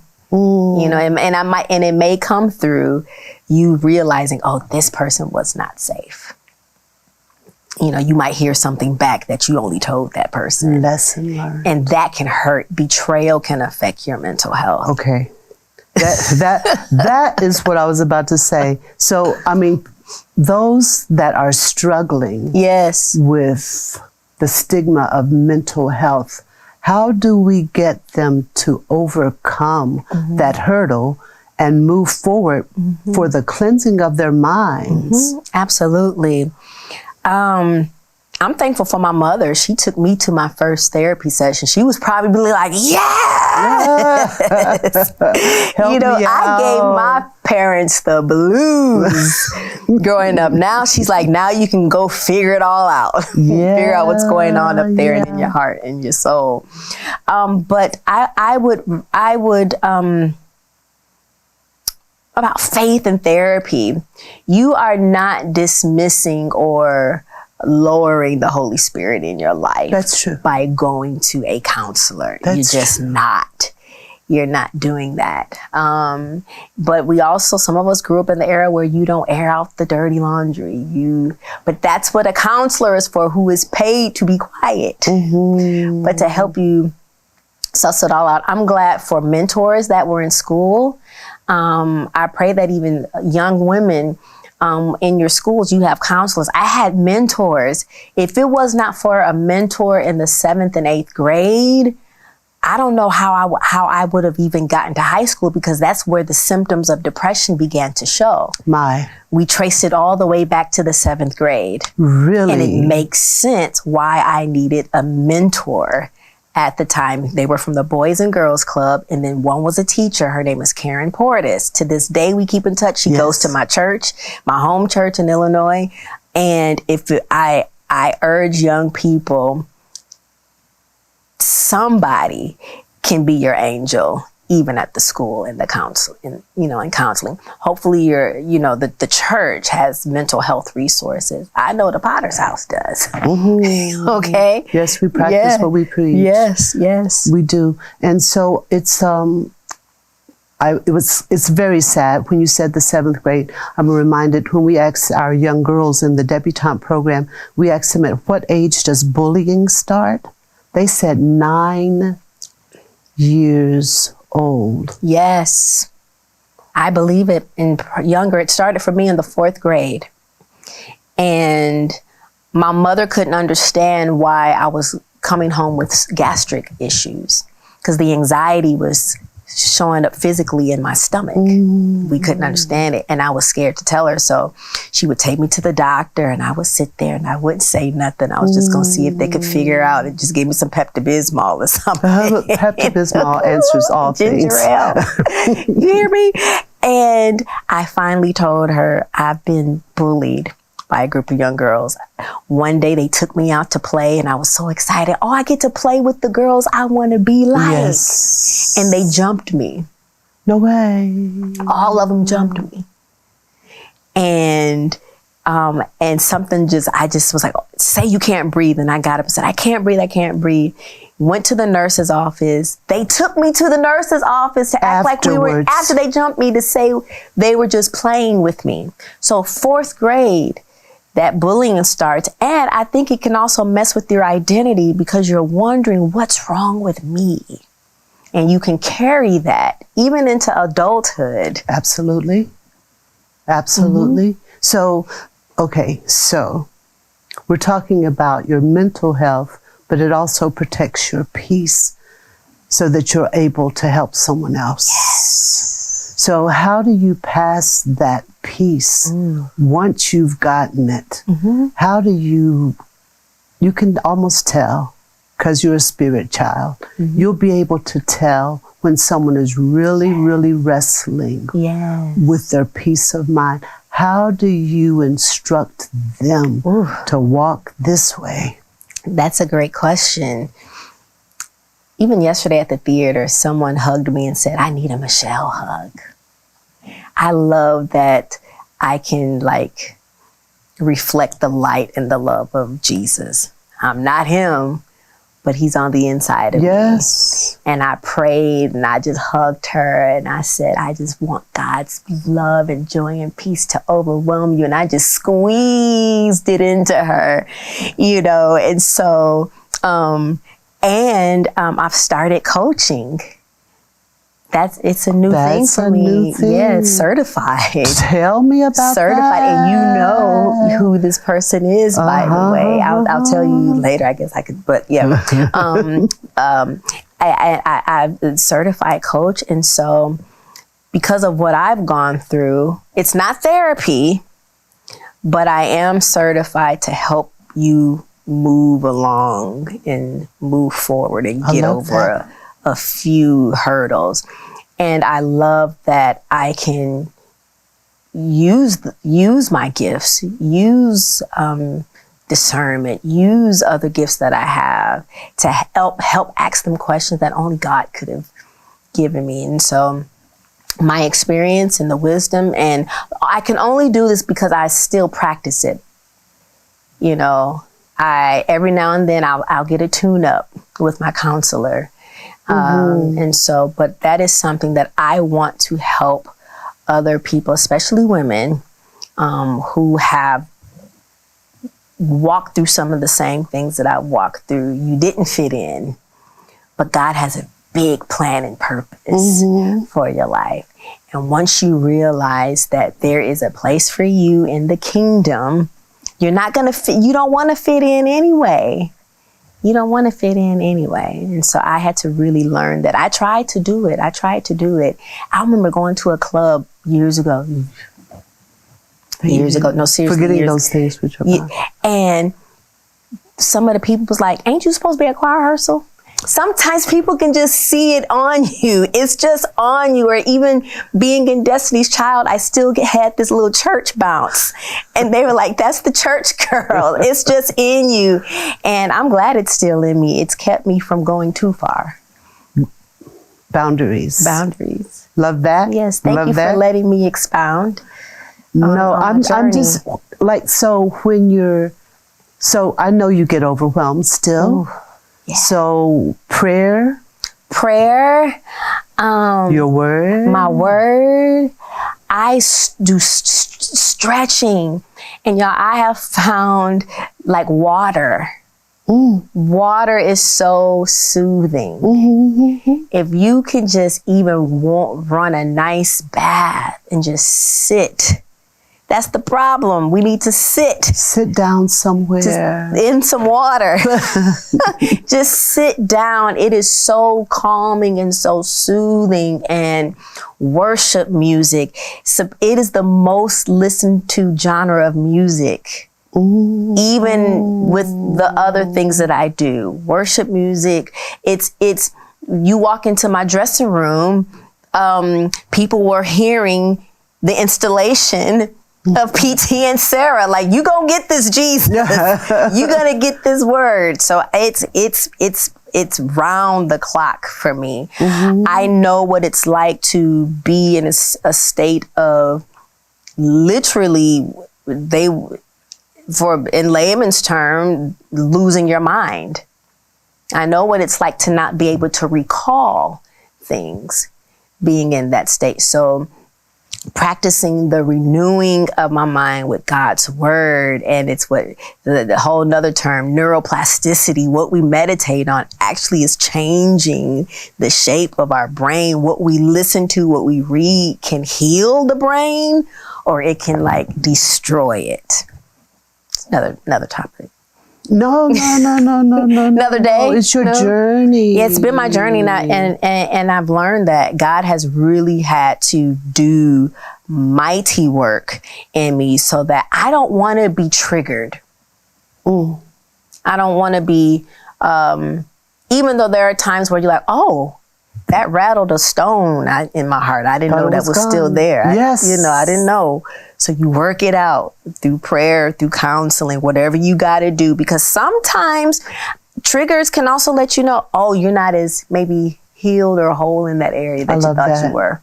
I love so it's that okay. Transparency. I used to feel so shame, like, you've been to therapy a lot and you're still this topic or this subject, or you're trying to allow love in, but you get scared. Let people be good to you. Let people help you. But so it lets me know triggers. I used to be shamed of them, but I'm like, okay, it also keeps you humble. Will it not? It'll keep you humble. Will it not keep It will keep you humble. from getting lifted? It will keep you humble. Like, you ain't as put together as you think. Or as, okay, so that would be as you think, but so the outward people will think we got it all together. And then on the inside, you're just like full of dead men's bones. Absolutely. And they have no idea. So how do you navigate what people expect from you when you feel like the least of them all? Ooh. This is a learning process. It took me a while to know that saying no is okay. And they'll get over it. Or not. Or find another way. Don't call me. Do not disturb. Or not. Notifications are on silent. I learned that you don't have to unfollow a person. You could just block them. Speak. Yes, so they, so whatever their shenanigans are, you don't even know. You're unaware. You're unaware. You're unaware. And our son runs social media, and he says, Mom, stay out of the comments. And Don't then read sometimes he just changes my password where I can't access social media, because I find that social media is very antisocial. Ooh. It's the audacity. Say it, Chicago. It's the audacity that you would say this with your thumb, but the minute they see you in person, they're going to want prayer. Surely not. They want to sit on the front row. Surely not. Oh, surely. Surely. Shirley. Surely. That's crazy, right? Certainly crazy. Absolutely. Yeah. I mean, I don't understand it. And also to the younger people too, even people are looking at your social media based on whether to hire you, maybe even accept you in their schools, which I don't know if that's necessarily, if it's discriminatory. I have not hired a musician or a singer based on, if you're on like socials talking about other singers or people in the arts, you can't work with me. True. You can't work with me because you probably talk about me. Next. I'd rather work with someone who is coachable and pliable than one of the most gifted people in the world. So do you think that, well, I know you do. I don't even know why I'm going to ask you this. What? But as public figures, yes, ma'am, don't you feel like we have an obligation to say it's okay to say you're not okay? It is okay to say you're not okay. But why do we always have to put on this superficial, artificial face that makes you think that all's okay with the world and nothing ever touches me? And it's not true. Fear of what people are going to think. In 2013 is when it first came out that I was diagnosed with depression. And I said, oh my God, what did I do? What did I say? I was in an interview and I thought it was going to be edited out. I didn't think it was going to make it. Right. And it did. And it went everywhere. It went everywhere. And I was like, oh my God, what did I say? You're not allowed. I'm going to be a liability. But 2 men came up to me. One in particular, I can still feel the heaviness and tears in his eyes. He said, thank you for sharing this. We don't know when we share something, it keeps a person here. True. You know, just got news that someone is no longer here. And I wish I had a bullhorn to tell them, hold on one more day. Oh my. Just hold on. Oh my. Hold on. Suffering in silence. Suffering in silence. You want to hold it in because you want to keep the air of this false image. And I promise you, if you can just talk about it, maybe the burden and the weight will lift. That person, people said, we just played basketball with him the other day, showed no signs. And I feel so bad, like, man, did he not feel that he could tell somebody he was struggling? Obviously not. You know? So we don't want that for anybody that's listening to us. No. Tell somebody. Psychologytoday.com, is a trusted site where you can find counselors, or to your church. Hopefully somebody won't just slap oil on you and send you out the door, but they'll actually... Not the oil. Not the oil. I'm good with the oil. But it's not penetrating through to my mind. Like, do we need to call 911? That's serious. It's majorly. It's that serious. Don't send someone out the door that says they've been contemplating taking their life. Or taking someone else's life. Homicidal or suicidal. Yeah. Y'all, I promise you it gets better. It gets better. It doesn't feel like it in the moment. It doesn't feel like that hurt will ever go away. It doesn't feel like that shame will go away, or the regret of a bad decision you made. It does get better. We say that time heals all wounds, but I believe it's what you do in the time. That's true. That Michelle. Heals the wound. That's true, how Michelle. It gets better. That's true. It don't feel good to do the work. It's so comfortable to just feel like, I feel like when you sit at home with your favorite blanket, imagine that favorite blanket being depression, anxiety, brokenness, trauma, betrayal, neglect, abuse. You want to get that weighted blanket off. You want to get it off of you. By any means. By any means. I promise you it gets better. It gets better. I will work with children's ministry sometimes, and I met a little one at the altar, maybe 10 years old, and contemplating suicide. And I'm like, at 10? And he said, if the next 10 years of my life is going to be like the first 10, I don't want to be here.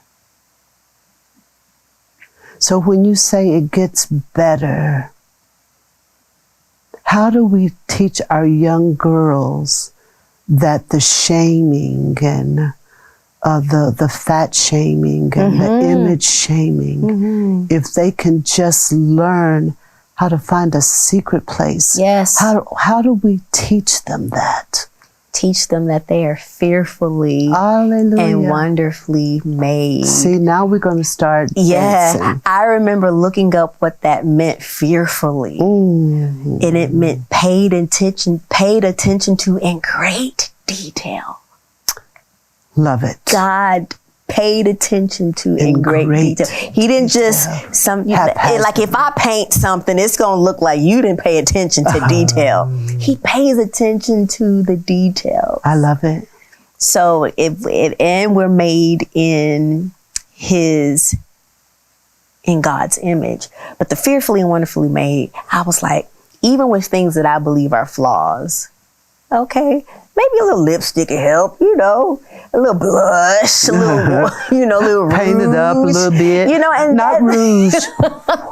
Y'all know what rouge is? Put it on the lower third. I love rouge. I love it. You know what I mean? Yeah. Yeah, God, he paid attention to you in great detail when he made you. He knows everything about you. Why not go to the one who knows you most? Why not go to your creator? With details. I love that. I'm going to steal that. Right. Great detail. I'm going to steal it. That is what you're wearing. Great detail. Look at that. Look at how it's knit. Come on, somebody. I'm just saying. Great detail. So our community, people of color, we have an aversion to creating safe communities because we think that we're going to not get those that are seeking mental health but those that are actually confronting mental illness. There is a difference. There is a difference. There is a difference. So how do we get support to our community, especially women of color and little girls of color? How do you think that's best for us to do? I know we're having this little conversation It's about awesome. Grace Under Fire. Yes. But how do we create a more supportive community of women? In this year of our Lord and Savior Jesus Christ of 2025, we have no excuse really to like be void of information. Information is power. It's now not to weaponize what you learn, not to be diagnosing people. What do you mean by that? Now, maybe those of us, we've gone to therapy. Now we feel like we are Dr. Williams. Like, you know what? I feel like they're in the DSM. That's the book where the physicians get their diagnosis. I think they got a little bipolar on them. Calm down. I think they got a little narcissistic personality disorder. Calm down. We like, wait, whoa. Whoa, chill out. Don't, maybe what you have, and you might be right, but don't weaponize it. And also weaponize it, meaning don't also use if that person actually has a diagnosis, don't weaponize it in an argument or making fun of, so-and-so just crazy. I try not to even use that word anymore based on even when I was hospitalized. There were people in that hospital that looked just like you and I. Absolutely. They did not have the look of crazy. So I actually stopped using that word as it relates to people. It's the truth. So not weaponizing it against people and learning the language. Search engines are your friend. You can even speak into your phone and say, and gargle out what a person is, how they're acting, and it could possibly tell you, so that way you can know how to handle them. My niece was overwhelmed one time, and someone said, "Oh, she's just having an attitude." No, she was overwhelmed. So when you know a person is overwhelmed, you won't dismiss it and say, "Oh, she's having an attitude today." No, she's actually overwhelmed. So we have to pay close attention to those with whom we have to do and not just walk past them. How do you, with discernment, and then just because you're a hugger, you have an open heart, how do you go to a parent and say something's awry? Because parents, I'm not a parent, but I can imagine somebody going to my mom or daddy. It might would have been met with defensiveness back then. But again, in 2025, maybe go to them with facts. It could be maybe there is just, they're not feeling well and don't know how to say it. It's just making them to the point where they don't have words. Or maybe something else is going on, is abuse going on, and they're afraid to say it. Because generally they're threatened. They're threatened, not accusatory, and if you have to go with a professional as an advocate to back you up, maybe for your protection, and just, hey, these are symptoms that she is exhibiting that should not go missed. Again, we're not accusing y'all of doing anything at all, but we want to get this girl maybe you right, maybe, yes ma'am, maybe, because yes ma'am. Yes, ma'am. Yes, ma'am. But this young lady is exhibiting symptoms of something, and we want to make sure that she that gets through she's it, okay that she's because okay. it's not her character. Yes. She was so out of character. I thought, I don't like it. Mother knows. I don't like it. I don't like it at all. And I went home with it thinking, I'm going to say something. You talk about see something, say something. Yeah. We've got to have a better sisterhood. Yeah, because we're in an era now of, you ain't got nothing to do with me. If it ain't in my house, I got my own stuff to worry about. Let me tell you, since like at my age, I make everything my business, and then I'll just blame it on child. You know, when you get 70, you say what you want to say. You say what you want to say. And do what you want to do, and don't do what you don't want to do. But there's got to be, I want to leave in the earth a sense of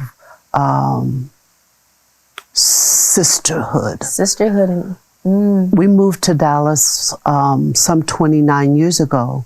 And the first thing I wanted to do was dispel the myth that women can't get along. Yes, because we can. Because we have to. Yes. We might better get along. Yes, you talking right, as the folks say. You talking right. So in your sphere of influence, how have you been able to develop that sense of community? Oh, there was a season where I uttered the words, no new friends. But I think that was the era where I might have been been carrying some pain and not trusting. You know? Makes sense. It definitely makes sense. But I prayed, I said a prayer, I said, God, I desire relationships with godly women who've got their own thing going on, who aren't threatened.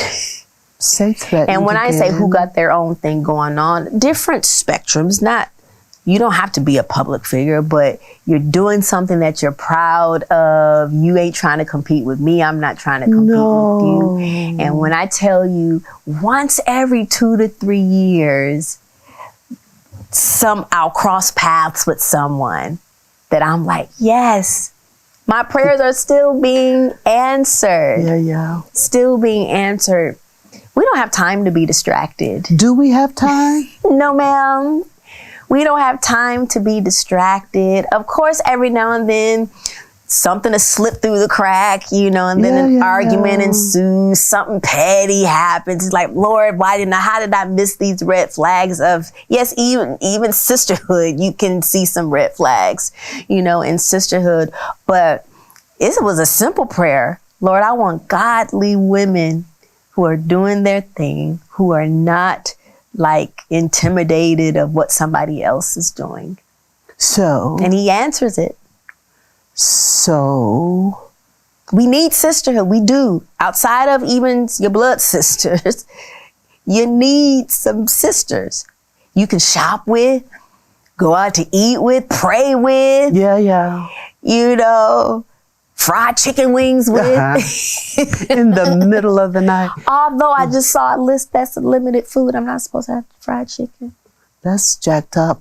How about, is that jacked? Can we say jacked at the Debutants? Oh gosh, it is so horrible. Okay, air go ahead, fry. sorry. Oh. I love my air fryer. I do air fry, but it's not like a good yes, it is. drip paper towel. Come back. Yes, ma'am. You got to come back. Amen. Come on. I got you. Yes, no, I'm serious. I got you on these air fryer wings. How you season them? Lemon pepper. Come on. Come on, man, because I don't know how to use that. Slap your mamas. Yes. And then you can flour them or you can panko them. Wow. Spray them with your oil. Avocado oil. This is a display. Let me tell you. You're not my sister, you're greater than, but you didn't gatekeep your ingredients. This is sisterhood. It appeases the bishop. Now you know I'm onto something. Yes, when the bishop. Yeah, he says amen. Y'all, she didn't gatekeep. No. That's sisterhood. You don't gatekeep ingredients that will reel your husband on in. Come on. Come on, that's the goal. Come on in. Come on in. But seriously, sisterhood, we don't gatekeep ingredients. We don't gatekeep advice that is wanted But that's and being desired. vulnerable. That is so true. Do you know being vulnerable for me feels yucky? Almost. And hear me out. This is just what I've been learning. Just with my counselor, and it was a light bulb. They said, Michelle, you know how to be transparent, but vulnerable is how it made you feel. I'm going to hit you. I'll tell you about my depression and when it don't belong to me. I'll tell you about that season, but how did it really make me feel? Yikes. Ooh, I don't like that. There's a difference. That's a yup moment. Right? Yeah. But sisterhood, you get that one that challenges you to be vulnerable to the point where I'm now able to say, I need you. Vulnerable. Yikes. I need you. Ooh. Because we're so busy being boss women, boss chicks, the it girls at school. We don't know how to be vulnerable and be like, underneath when I take all this makeup off. Vulnerable. I'm flushed right now thinking about working on being vulnerable. I practice it. I have to practice it. Then again, finding that safe place to be vulnerable. Yes. So, learning, discerning, like, oh, you're being transparent. Okay, how did it make you feel? I never thought of the two as different. I thought that transparency is vulnerability because I'm giving you access to my secret spaces. And my husband used to caution me, Serita, you're too transparent because transparency brings about vulnerability. And I thought, true that. So do I have to be phony? Or do I just not cast all of my pearls before swine? You know what I mean? That's one of the things that worries me about my children in ministry and about you as you rise and vulnerable. Look at you being vulnerable right now. It just makes me feel like, now don't hurt them. Don't hurt them. Yes. Don't hurt them. Amen. Because they're being transparent, which makes them more vulnerable to attack. Yes. So when Bishop was, it made me, I might be an overthinker. That's another therapy session. When he said being transparency leaves you vulnerable, does it mean it leaves you vulnerable to predators? Yes. Or does it open you emotionally, the transparency? Again, I can tell you how I make the chicken. I can tell you how I make the banana pudding that everybody asks for Christmas. But if I'm being vulnerable, I don't feel like it. Now, he doesn't give out his ingredients either. Come on, Bishop. You got to put a camera in the kitchen and go in the pantry with them and get you so you can see what seasons. Yeah, there's something. No measurements though. Oh, so you can have the ingredients. You just don't know how much he's using. Now, isn't that life? We got all of the ingredients, but if we mix them up wrong, add too much here. Make your own sauce, add your own sauce, be your own sauce. You can't be like me, I can't be like you. No. That's we done did about 8 different modules for these young ladies today. I love every bit of it. I have, you know why? Because we learned how to be vulnerable a long time ago, before we needed to be vulnerable. Before we needed to be, because social media stripped us away of all of our privacy. Yes, ma'am.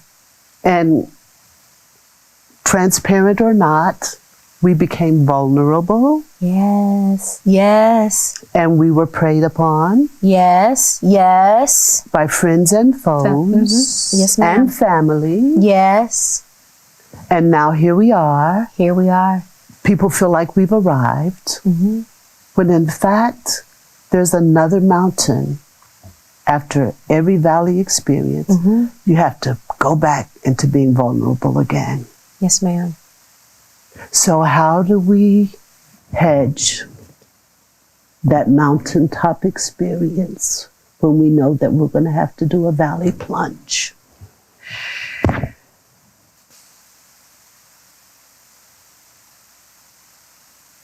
It's coming. It's coming. You can't stay on the mountain. It's looking to the people who have also gone before you and who have displayed grace under fire. You're sitting in front of me. I thank you. I love you. I honor you. We don't know everything, but thank you for displaying grace under fire. Thank you for still doing this. So you teach us when we're in the valley. We ain't always going to be in the top, but we're going to have some valley moments. Oh my. We're going to grieve. We're going to lose. My. We're going to come back up again. Oh my. So I don't know who you saw do it before you. But thank you for your yes too. I know. But yes, ma'am. I can remember us being in New York on maybe Christmas vacation, and you were, you saw us. I don't know how you saw us. I don't even know how you saw. You jumped out of your limo and come running over to us, and we were going to see Aida. Yes, my first Broadway musical ever, 2003. And I'm out in the lobby with Malachi because he wasn't hearing it. He doesn't want to hear it. Right, he was like 2 or 3. Yeah. But I've watched you evolve into this beautiful representation of who God wants us to be in the earth. How to walk amongst kings and queens and never lose the common touch. And we appreciate you. I love you. I was here in 2018 and did something I had no business doing. You allowed me to promote something I had no business doing. A reality show about a relationship I was in. For all the world to see, it exploded. You reached out to me. What did you do you remember you sent me a pound cake?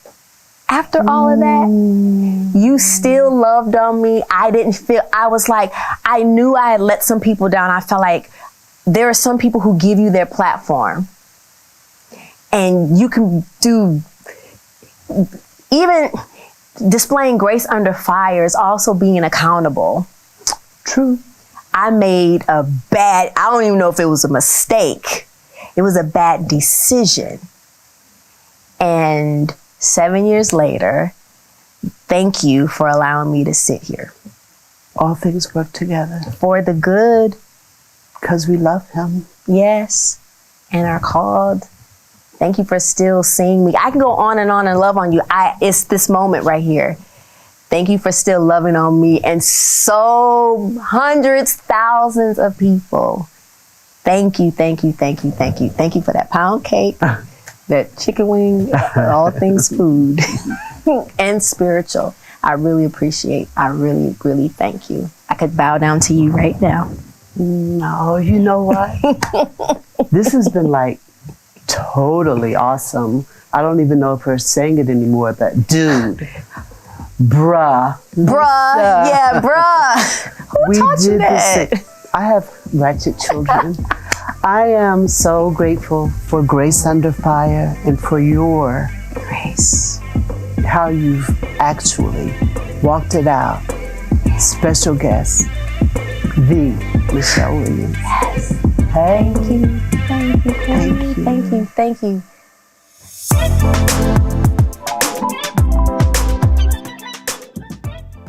Wow, wow, wow, wow, wow is all I can say. Oh, that was so incredible. Thank you to First Lady. Thank you so much to Michelle Williams for taking the time to pour into us. Also to the panel earlier, thank you so much.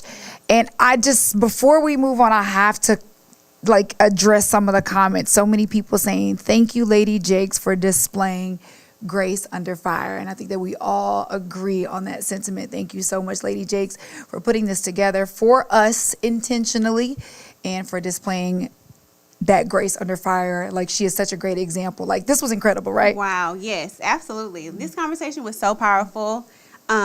From Michelle sharing her vulnerability journey and her mental health journey, and then Mrs. Lady Jake's wisdom on grace and healing. Yeah. It was truly life-giving. Absolutely. All right, Grace family, it's your turn now. We want you to put in the chat what was one, maybe two takeaways from today. When I say I've been watching the chat the entire time, you guys have definitely been blowing the chat up for sure. Yes. But let us know in the chat what were some of your takeaways. I'll share some of mine. I love, Michelle said something that was so strong. She said, traumatic things can happen to us when we're young and they make you question what's wrong with me. And I think in that moment, so many people, including myself, we felt seen because we take those traumatic situations and we allow them to identify us later on in life, especially as women.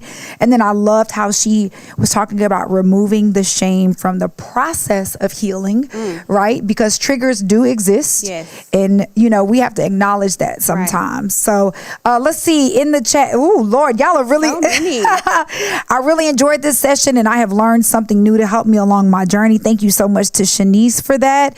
Let's see here. Lady Jakes. Lord, that's so funny. They said, Lady Jakes, ratchet children. Ha, ha, ha. Y'all are so funny. I love that. I know I saw the chicken comment a couple times. Y'all got the chicken. Everybody is hungry now. Everybody's going to definitely go eat. Hope said, all things which is the greater good, not so good and horrific, work together for the good of those that love him and are called according to his grace and mercy. So that is so true. I love that. They were talking about finding community too. There's this one thing I always say, adulting can be lonely. Oh, yes. And so it's so important for us to find community. And I love to hear Michelle talk about having to open up and actually position her heart to be able to receive and get past the no new friends. Right. Yes. I think we all have that. Yeah. So I think having her share her vulnerability and her journey with that, it makes us feel seen and heard. Absolutely. So I love that. Y'all keep these comments coming because we are reading them all. Yes, we are. Okay. So I got to ask you, Dr. Brittany. Okay. As a mentor for the Debutante program, you're also a mental health advocate. Let's talk about what resonated with you most during this conversation. I took some notes. Yes, she has a lot of notes. I have a lot of notes. I have highlights, underlined. So what resonated most with me when it was said that pressure we want the people to hear pressure is real. Yes. Pressure is real, y'all. And you can have pressure under grace under fire at any age, 12 years old, 10 years old, 17 years old. And I mentor in the Debutante program, and these girls are from 10 to 17. And so being able to walk with them when they may experience bullying, their fire might be bullying, might be loss, it might be grief, it might be something that they are experiencing that they can't get past. And so having a mentor to help them walk alongside them so they're not alone and being their safe space is really important to me. And one thing that stuck out as well was not to be dismissive of their feelings. So if they have an attitude, you just say like, oh, she has an attitude, that's just her. But really asking like, what's going on? Like being curious, leading with curiosity and not judgment. Yeah. Oh, that is, when I say that is so good, because you're right. I think that we do put an age limit on it. But even Michelle, when she started sharing her story about,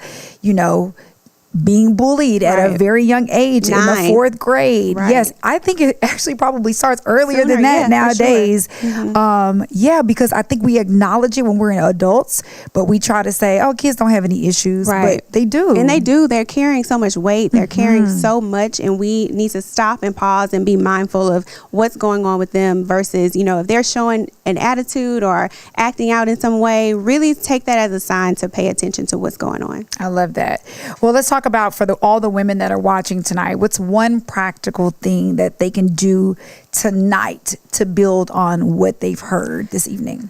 So it's so many gems were shared. So much was shared that I was taking away from. And so I think one thing, if we can take one thing away from this evening, what we learned, what we took in, was to take a pause. Again, not to invalidate yourself, not to invalidate other people, but take a pause and ask yourself, how do I really feel? What's happening right now? Even reflect on the notes that you took tonight over the time. Am I feeling overwhelmed? Am I anxious? Am I stressed? And not just dismiss your own feelings. Really acknowledge them, label them, name them, so that you can become vulnerable with yourself. Taking that pause. Yeah, That is take so a pause, important. because we keep going and going. Yes, we do, because the world tells us we have to. We have to. We can't stop. Yeah, no, that is so good. Again, we see you guys in the chat. Thank you all. Pressure is real, Christy said. EJ said, I enjoyed Michelle. Don't be afraid to serve. April said, yes, don't be dismissive. Y'all have no idea how much these comments mean to us, to see you engaged and loving what Lady Jakes has put together for all of you, for all of us. It truly, truly means a lot. So thank you guys for keeping the chat lit. The chat is definitely lit, all right? Well, before we close out tonight, here's what's coming up next. Tomorrow morning, are you guys ready for this? Make sure you join us at 9 a.m. We know that some of you may be at work. Look, I hate to tell you to break the rules, but go on, put those headphones in. You know what I mean? We need to make sure that you're tuned in for prayer, because we are having the Pastor Cora Jakes at 9 a.m. sharp. It's the perfect way to start your day and set the tone for everything that's ahead. So we're really looking forward to that. Yes, and after that, we want to encourage you to get out, get active, get your friends, your girlfriends, your cousins, step out in the community. We really want to make sure that you're building community, making new connections, and whatever you do, make sure that you are being intentional with your time today to pour back into the community. Absolutely. Now that's how we take what we received here and we share it with the world. So one more time, I want to make sure that I remind everybody about the deluxe experience box. You see, we have the Grace Under Fire shirt. We want you guys to get that also in the box. Y'all may have heard the pin drop. Let me pick it up. You're going to get a distinctively heard pin. Look at y'all. Hello? And a water bottle. A water bottle. And y'all know we've been doing this all day. Cute.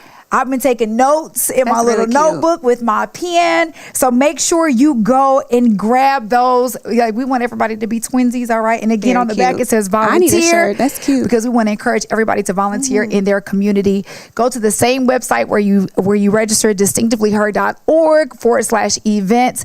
You can get your deluxe experience box. And again, 100% of the proceeds go directly to support the Distinctively Debutante College Scholarship Fund. So we are investing in the future of young ladies through education, all right?